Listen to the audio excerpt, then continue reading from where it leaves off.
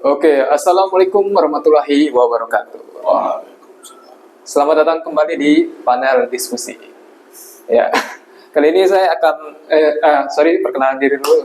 Saya Guntur akan memoderasi diskusi kali ini. Kali ini kita akan diskusi mengenai komik Killstarter ya, karya Mas Ervan Fajar bersama, boleh perkenalan diri? Saya Arif.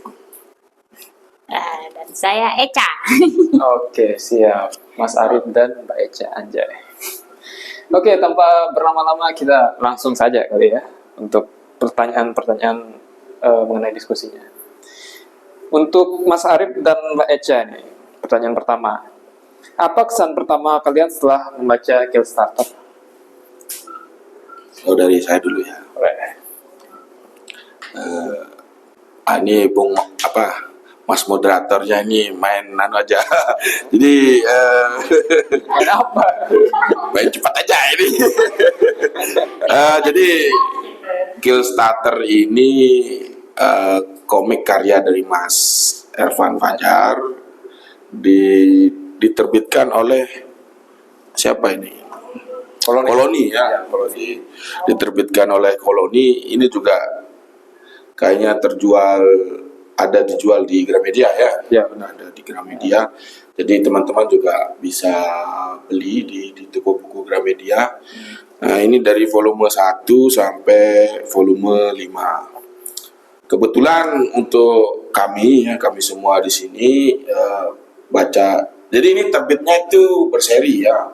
Jadi volume 1 dulu, setelah itu lanjut volume 2, 3, 4, 5 sampai terakhir yang nomor 5.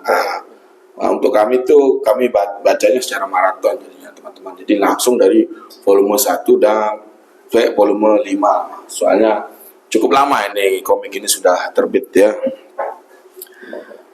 Nah, untuk pertanyaan dari Mas moderator, Mas Guntur tadi soal kesan pertama baca komik Killstarter, untuk karyanya Mas Ervan Fajar, kalau saya ini karyanya yang kedua kalau nggak salah saya baca. Jadi karyanya yang pertama itu ada komiknya namanya Manungso. Ya cuma itu sampai volume 1 aja. Nggak ada volume 2-nya. Nggak ada terbit lagi. Nah, alhamdulillah Mas Ervan ini kayaknya bisa menamatkan komik. Nggak tahu komik yang keberapa ini juga di Killstarter ini bisa menamatkan sampai ada kata ending ceritanya lah gitu di sana. Ya. Kalau dari tema saya lihat ini temanya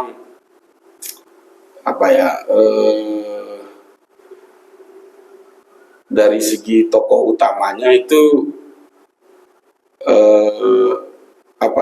ada luka ya, ada luka lama ya yang coba ingin dihadapi oleh tokoh utama. Nah, ini yang menjadi kesan pertama saya.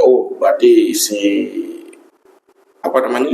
pengarang komik ini ingin mencoba membawa pembaca untuk mencoba melihat atau mengikuti perkembangan karakter gitu ya. Dari luka batinnya itu yang menjadi petunjuk untuk cerita-cerita selanjutnya. Nah, kalau pakai kata sih kesannya ya cukup mendalam gitu ya, mendalam cerita ini dari segi karakter utama ya digali sehingga bagi kita untuk bacanya itu mau baca terus gitu ya. Bagaimana ya kira-kira apa yang akan terjadi selanjutnya dari karakter-karakter yang ada di komiknya, di komik ini gitu. Itu sih kesan yang saya dapat. Jadi saya selalu ingin tahu apa yang terjadi dengan karakter-karakter yang ada di komik ini. Baik. Baca. Gimana ya mengawalinya tuh? Mungkin awalnya tuh secara cerita tuh kayak awalnya kayak ringan gitu kan. Tapi makin lama makin cerita tuh kayak makin tegang dan kayaknya tuh makin kita tuh kayak ikut menggali juga gitu loh tentang apa sih yang ada yang terjadi di dalam ceritanya gitu, dan itu juga makin lama makin seru gitu. Dan kayaknya juga karakternya juga kayak kayak apa nih, kayak membuat kita kayak pengen tahu nih kira-kira apa sih backstory-nya Ya, gitu backstory tentang mereka. mereka. Jadi itu udah kenapa kayaknya makin menarik, jadi penasaran banget tuh ya. Wah, ini setelah ini gimana gitu kalau dari saya. Kalau bisa pakai Mas Arif berarti tadi. Iya. Intinya kesan ceritanya sama-sama nagih lah gitu. Ya. Oke, benar. Karakter drivennya itu yang membuat kita semakin ingin mengetahui apa sih. Kadang tidak sesuai dengan apa yang kita kira gitu. Ada bagi saya ya. Ya. Ada ternyata ini karakter baik, ternyata di cerita selanjutnya bukan karakter baik gitu. Ternyata kayak dia kayak menyimpan rahasia gitu. Itu yang wah, bisa gitu ya. Ya itu penyajian cerita yang cukup apik lah dari Mas Ervan, sehingga membuat kita pembaca ingin terus tetap membaca sampai volume terakhir gitu. Itu sih. Menarik. Ini pertanyaan untuk Mbak Eca nih, lanjut. Menurut Mbak Eca nih, siapa tokoh yang paling menarik dalam cerita dan apa alasannya? Waduh, saya nih dulu. Iya, boleh. Gimana Kak? Sebenarnya sih nggak susah ya. Aku langsung aja Pia gitu, si karakter ceweknya ini, karena Isinya ya? iya Ya nggak sih? Atau yang satunya? sebenarnya itu terbilang MC gak sih, karena memang mungkin di pertama kita langsung lihat dia duluan gitu loh, dan terbilang cukup apa ya, kayak yang sering muncul lah istilahnya. Oh, iya. Lupa aku namanya. Jadi terus juga yang aku suka dari Pia tuh, dia tuh terbilang dia tuh apa ya istilahnya, kayak dia tuh selalu sosok yang kuat, tapi juga di satu sisi dia juga ya cukup manusiawi lah istilahnya itu. Tapi juga di satu sisi dia kayak bisa di suatu situasi yang genting dia terbilang serius banget pokoknya dia. Jadi- Itu yang aku suka gitu, karakter kayak gini, kayak porsinya tuh kayak setara gitu. Maksudnya tuh kalau nggak pas lagi serius ya kayak dia nggak terlalu serius gitu loh. Tapi kalau misalnya dia serius banget, wah itu kayak 180 derajat gitu orangnya. Makanya suka banget aku sama karakter dia. Jadi karakter yang menyesuaikan sama kondisi lah. Betul, itu juga yang aku suka sih. Oke. Gitu. Ada tambahan itu aja? Ya, kayaknya sih itu Mungkin tadi Mas Arif itu. mau ikut menjawab atau? Itu dah. Gitu, ya. Itu dulu. Oke, ini pertanyaan untuk Mas Arif. Oke. Tadi udah soalnya untuk Mbak Eca. Kalau misal nih, kan kita tahu di cerita Killstarter ini ada vigilantinya kan? Ya. Kalau Mas Arif hidup di dunia Killstarter ini, apakah Mas Arif akan mendukung tindakan vigilante itu? Gitu? Kalau iya, kenapa? Dan kalau enggak, kenapa?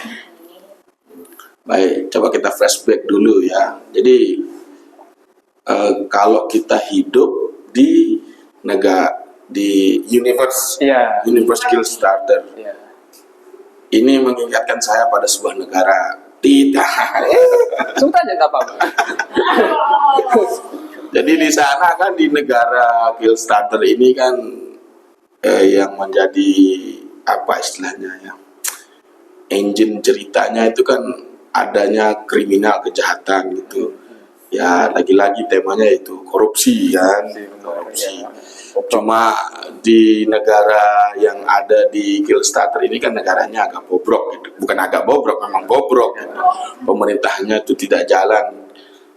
Ya istilahnya itu mereka melakukan itu untuk kepentingan mereka sendiri gitu. Ada tokoh-tokoh yang apa istilahnya melakukan korupsi, apalagi itu tokoh-tokoh besar gitu ya. Nah sebenarnya begini, di cerita ini menawarkan ada yang namanya apa ya, istilahnya itu asimetri. Simetri apa itu? Ada namanya simetris kan. Iya. Asimetri itu kebalikannya. Nah, jadi tidak seimbang, tidak sesuai, tidak proporsional antara satu. Dilihat di sini kan aparatnya kan enggak bekerja dengan baik kan. Nah, di sana makanya muncullah alternatif vigilant. Mas Guntur tadi bilang vigilante. Dan sebenarnya niatnya baik, tapi caranya itu kan Dianggap salah. ya kayak sama saja sebenarnya gitu kan. Niatnya baik, cuma caranya sama saja kan, dengan cara menghabisi gitu kan, menghabisi. Tapi di sini si Mas Ervan itu menyajikan ceritanya itu dengan memberikan alasan yang kuat gitu, bahwa sudah diketahui bukti-buktinya seperti ini gitu kan. Nanti apalagi ada aplikasi dan agak sedikit ya memberikan persetujuan gitu lah. Wah, orang ini itu kan Nanti di vote sama rakyat. ya itu kan kayak apa ya, moral iya moral iya, jadinya dia itu kayak dia menjadi utusan sang ilahi untuk menghabisi seseorang gitu kan. Ya itu juga. Kan kayak gimana gitu kan, dia bertindak seolah-olah menjadi yang maha kuasa untuk. Nah, di situ maksud saya ada asimetri moral gitu kan, asimetri ya. Kalau kita misalnya hidup di dunia yang seperti itu, coba kita bayangkan gitu kan. Ada ya, kalau menurut saya gitu ya, saya tuh kurang nyaman kalau hidup di negara-negara begitu kan, karena nggak jelas gitu kan. Kita nggak tahu siapa yang itu kan kayak kelihatan emosional semata gitu.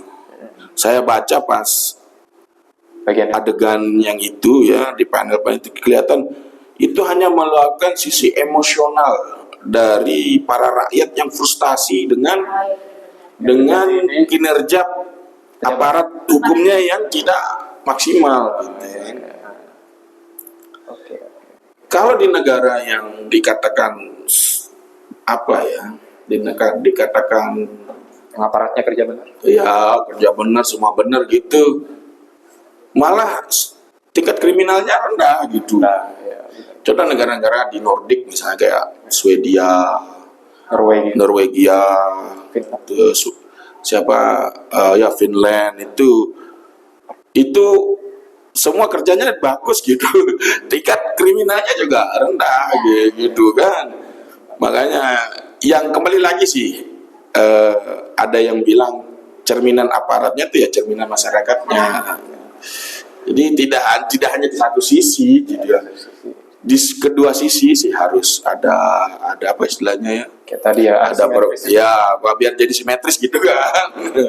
Itu sih kalau saya sih, wah kurang nyaman kalau hidup seperti ya, seolah-olah ada kita memberikan mandat orang untuk menjadi yang maha kuasa untuk menghabisi ya. Itu kan secara humanisme juga, sisi kemanusiaan juga, apa hak kita gitu kan. Gitu. Kayaknya kayak apa ini? Mungkin. Kayaknya tuh kayak apa ya?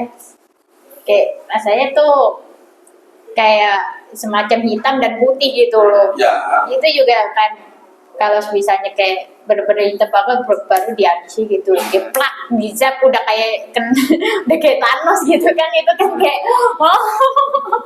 ya mungkin itu juga kayak kayak mungkin yang apa yang dilakukan Thanos gitu kan, menjaga keseimbangan gitu. Jadi mungkin itu mungkin yang dilakukan vigilante ini gitu kan, biar jadinya yang tersisa adalah yang istilahnya yang bersih gitu loh mungkin ya. Ya secara itu sih kayak ya kita sebagai manusia juga tidak benar-benar murni amat gitu loh, itu juga sih. Siapa tahu kita tanpa sadar kita melakukan kesalahan gitu, atau mungkin ya tanpa sadar kita kayak membantu orang yang mungkin istilahnya tidak berbuat tidak baik, tidak berbuat baik gitu. Jadi kayak entahlah ya. Jadi kayak I don't know. Aku kayaknya tidak bisa mengatakan. tidak bisa mengatakan. Bisa nambah sedikit? Boleh. Ya itu sih tadi kan, ini kan gambaran seperti sebuah negara, adalah negara gitu kan. Negara fiktif. Ini nggak mungkin Indonesia. Sangat mengerikan. Ini kan yang terjadi di komik ini. Iya, kita kan juga Iya. Jadi menganggap negara lain gitu. Iya. Bukan. Emang negara lain. Iya. Aparat kita kan bagus kerjanya. Pejabatnya bersih. Nggak mungkin Jadi- Indonesia. Jadi memang isu korupsi ya, terutama di negara kita itu kan memang jadi isu yang sepertinya sudah mentelanjang, secara telanjang kita lihat. Cuma itu tadi kan ada ada hal yang memang sulit dihapus dalam 10-15 tahun. Jadi ini isu seperti ini memang harus kita ubah dalam beberapa generasi selanjutnya. Jadi harus jadi sebuah investasi kalau ingin mengubah sebuah kebiasaan sebuah negara itu. Ada benar. Cuma itu tadi kalau mau sampai itu sih sisi emosional saya lihat, kalau mau sampai sisi itu sih dari saya lihat dari deskripsi yang diberikan oleh pengarang, itu sisi emosional yang digambar, sisi emosional masyarakat yang digambarkan sampai dikeluarkan sebuah vigilante gitu. Saya kira itu aja sih. Cukup. Oke. Tanggapan yang menarik ya. Mungkin kita lanjut ke pertanyaan selanjutnya. Dalam cerita ini siapa yang menurut ini buat pertanyaan Mas Arif sama Mbak Eca. Dalam cerita ini siapa yang menurut kalian paling memahami makna keadilan? Polisi, vigilantenya, atau mungkin karakter yang lain? Nah ini bagus, ini hebat ini moderatornya. Cukup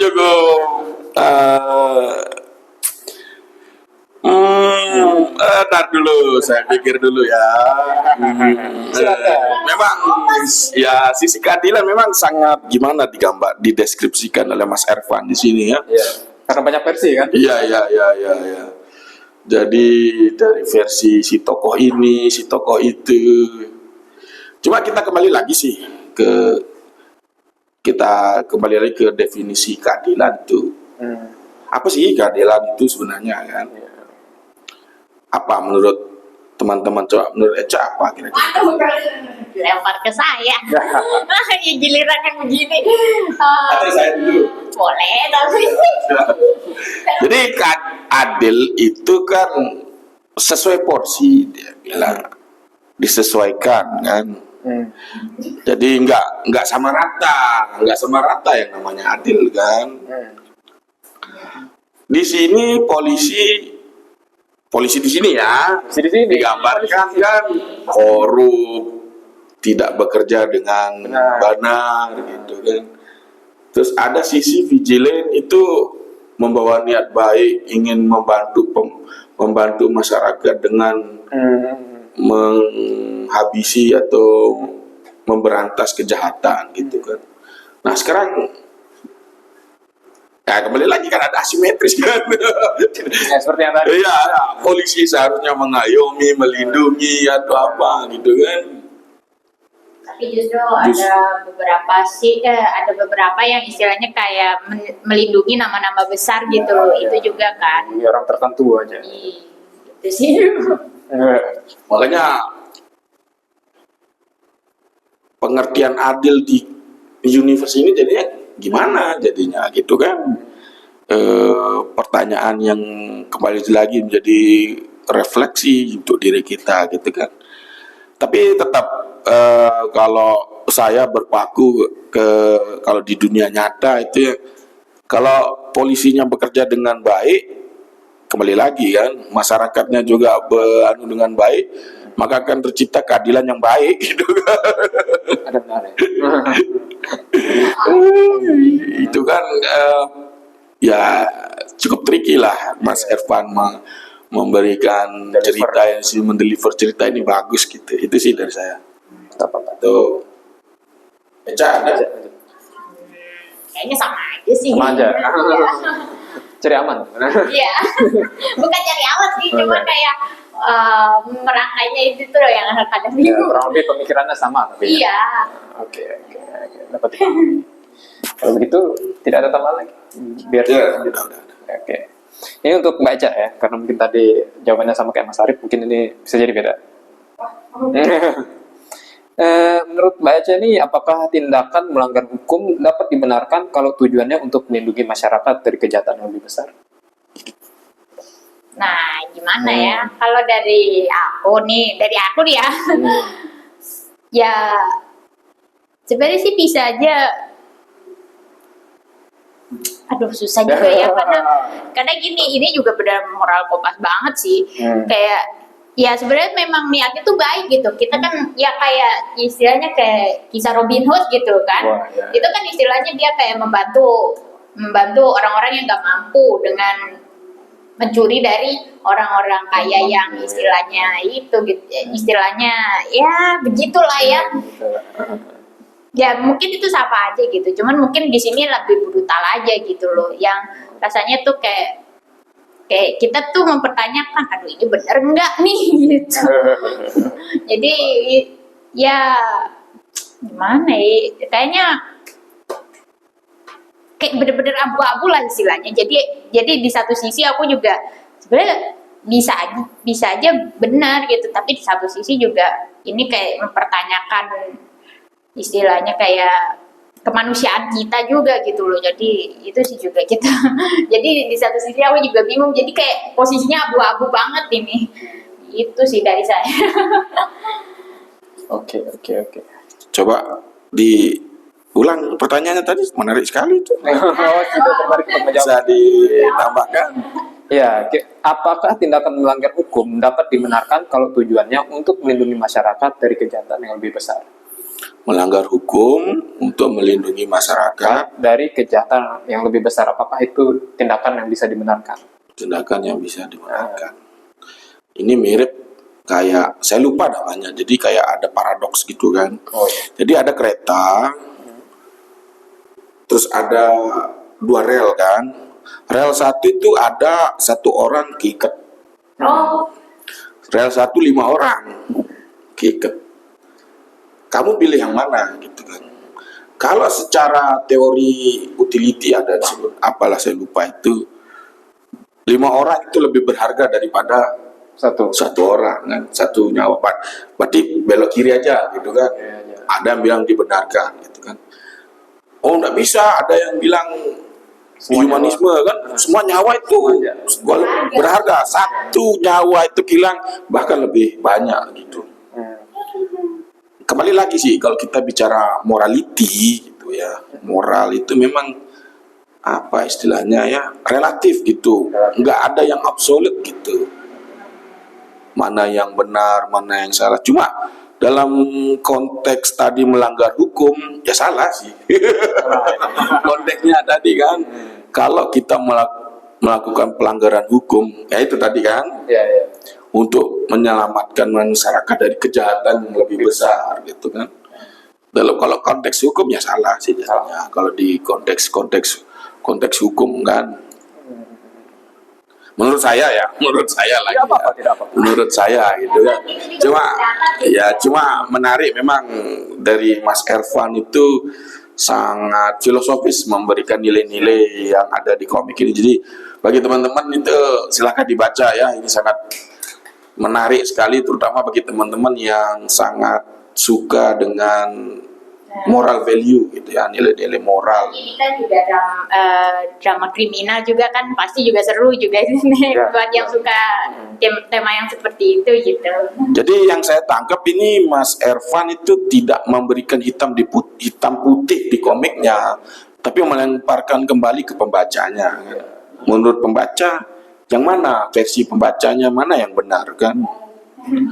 Karena ya bagaimanapun masyarakat kita itu lebih senang black and white gitu, hitam dan putih. Padahal bicara moral tadi itu ya di gray area, makanya ada istilahnya gray morality kan. Makanya kalau di Indonesia itu kan seneng dengan karakter yang baik banget gitu. Baiknya nggak ketulungan gitu. Terus musuhnya tuh jahat banget gitu. Kan gampang dia itu. Nah ya jadi kayak it's obvious gitu loh. Kalau misalnya oh pasti ini ya pasti itu, nah gitu jadinya kan jadi kayak nggak tahu lah ya. Jadi itulah masyarakat kita lebih senang menjudge gampang, ini baik, ini nggak baik gitu. Nggak ada yang di tengah-tengah gitu, nggak mau dia di gray area gitu. Makanya dulu saya masih kecil tuh kalau nonton sinetron tuh ada karakternya baik banget, dibully dia tetap baik dia gitu. Kita berpikir positif gitu kan. Sedangkan nanunya jahat banget sampai sejahat-jahatnya gitu. Cuma ya itu tadi kan, ini kelihayan Mas Ervan ya, memberikan apa istilahnya ya, pola cerita yang membuat pembaca itu itu berpikir ya. Tidak hanya membaca tapi juga berpikir. Saya kira itu saja sih. Oke, terima kasih tambahannya untuk Mas Arif dan juga jawaban dari Mbak Eja tadi. Nah, kali ini pertanyaan untuk Mas Arif nih. Menurut Mas Arif nih, kira-kira antagonis atau kan bandit ya, yang juga jadi musuh di sini. Antagonis atau kelompok bandit dalam cerita ini benar-benar berfungsi sebagai penjahat atau mereka cuma membantu menyampaikan kritik sosial tertentu? Oh, yang ajak-ajak itu ya. Ya. Ajak. Yang bandit. Apakah mereka cuma pure kayak jadi orang jahat aja atau ada kayak kritik sosial yang coba disampaikan? Sebenarnya nggak cuma bandit aja sih, karakter jahat lainnya kayak misalnya pejabat tadi gitu. Aku berpikir pejabat itu sudah yang kayaknya yang cuman mau dilindungi aja gitu sih. Dan itu mungkin karena polisi itu kayak tugasnya aja gitu. Baik, kalau bagi saya sih, saya lihatnya pembacaan saya begini, perspektif saya gini. Kan Mas Guntur tadi nanya kalau di kejadian yang bandit-bandit itu sebagai apa gitu kan? Sebagai apa tadi? Real penjahat atau ada kritik sosial yang ingin coba disampaikan? Kritik sosial. Kalau saya sih, perspektif saya bacanya itu cuma jadi apa istilahnya, pendukung story aja sih. Koneksi berarti ya. Pendukung story untuk membangkitkan si tokoh utama, mengingat kembali luka lamanya itu, sehingga membuka tabir baru bagi kita pembaca. Oh, ternyata karakternya bisa bersikap atau bersifat begini karena ini gitu. Jadi nggak ada kayaknya untuk jadi kritik sosial atau apalah itu real penjahat. Cuma real penjahat sih memang cuma jadi pendukung story aja sih. Lewat aja gitu. Ya, cuma jadi kayak bagian dari flashback itu. Gitu. Ya, jadi tempelan aja sih, tempelan cerita. Ya biar jadi pemantik. Enggak tiba-tiba ujuk-ujuk kano gitu kan. Ya, tokohnya ketus atau apa gitu. Siapa nama tokoh utama? Tokoh utama, aduh. Aku gimana ya? Aku sebenarnya tuh agak bingung gitu karena mungkin banyak karakternya juga kan di sini. Ada Pia, ada Kapten Jajang juga yang terbilang itu juga salah satu yang sering muncul gitu loh. Kalau dari aku sih dari dua ini sih yang sering muncul gitu. Jadi aku sering pikir ini MC-nya gitu. Kang Rudi ya? Itu sih. Ini ya, itu kan. Mas Ervan kembali lagi ya menyajikan ceritanya dari multi perspektif gitu kan, dari berbagai macam karakter cewek, karakter orang yang lebih dewasa gitu, karakter anak muda yang masih penuh semangat gitu. Benar. Bahkan dari POP dagang mie ayam ada. Iya. Iya, benar kan dari Kang Rudi. Oke, itu sih. Itu aja ya. Oke. Ini pertanyaan terakhir untuk Mas Arif sama Mbak Eja. Menurut kalian nih, apa pesan utama yang ingin disampaikan Killstarter kepada pembacanya? Waduh, pesan utama ya.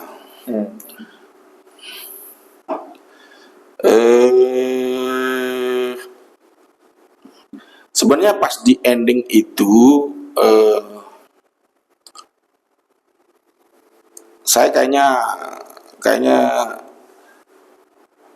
niat baik tapi dengan cara yang salah. Apa gimana bahasanya? Niatnya baik tapi caranya itu yang kurang sesuai lah dengan ya. Mungkin mungkin itu bisa jadi pelajaran bagi kita bahwa niat baik itu tidak apa sih ya, tidak harus dilakukan dengan sebuah tindakan yang ekstrim gitu ya. Kalau bagi saya sih, kalau saya sih justru kembali lagi jadi introspeksi ke dalam gitu ya. Jadi tidak satu sisi saja yang harus diperbaiki itu kan. Dalam perspektif tadi kan misalnya dari sisi pemerintah saja gitu kan. Tapi dari sisi yang lainnya juga, dari sisi masyarakat juga, kita juga harus introspeksi juga kan, begitu kan. Apa hal-hal yang sekiranya itu justru mendukung tindakan-tindakannya itu tadi salah gitu kan. Saya kira itu sih. Jadi tetap introspeksi dari dua sisi ya, gitu. Itu sih. Baik, Cak. Ya kalau di sini sih aku juga jadi apa nih istilahnya kayak belajar gitu melihat dari perspektif dari dua sisi gitu. Jadi mungkin dari sisi vigilante-nya dan juga dari sisi polisinya juga. Jadi istilahnya kita jadi belajar untuk melihat kedua sisi lah istilahnya. Jadi kita juga nggak cuman berada di satu sisi aja gitu loh. Berbagai macam sudut pandang. Nah iya sudut pandang gitu loh. Jadi ya kalau dari aku sih mungkin kayak ya kita coba untuk istilahnya kayak mencoba untuk memahami dua perspektif gitu loh. Dan mungkin itu juga bisa jadi kayak bahan introspeksi kita gitu loh. Kalau misalnya kalau dari sisi ini gini, kalau dari sisi ini gini. Nah kalau itu ya kita coba ambil sisi baiknya dan kayak ya ambil sisi baiknya dan yang sisi buruknya cuma jadi pelajaran untuk pelajaran aja gitu buat kitanya gitu sih dari aku. Oke, pandangan yang menarik dari Mas Arif dan Mbak Eca ya. Ya itu sekali lagi sih. Ada teman. Jadi di dunia ini tidak selalu hitam dan putih. Ada merah, kuning, hijau, biru, macam-macam. Jadi itu tadi kita harus multi perspektif gitu. Jangan memandang beberapa hal dari dua sisi saja. Itu sih. Dan jangan lupa introspeksi. Ya introspeksi ke dalam lagi ya. Oke. Tambahannya sangat mantap. Dan tidak terasa kita udah di penghujung acara ya untuk diskusi panel dari Kickstarter karya Mas Erkan Fajar. Mungkin kita sudahi cukup sampai di sini. Untuk teman-teman mungkin bisa tunggu video-video diskusi panel selanjutnya yang lain. Oke, terima kasih. Assalamualaikum warahmatullahi wabarakatuh. Waalaikumsalam warahmatullahi wabarakatuh.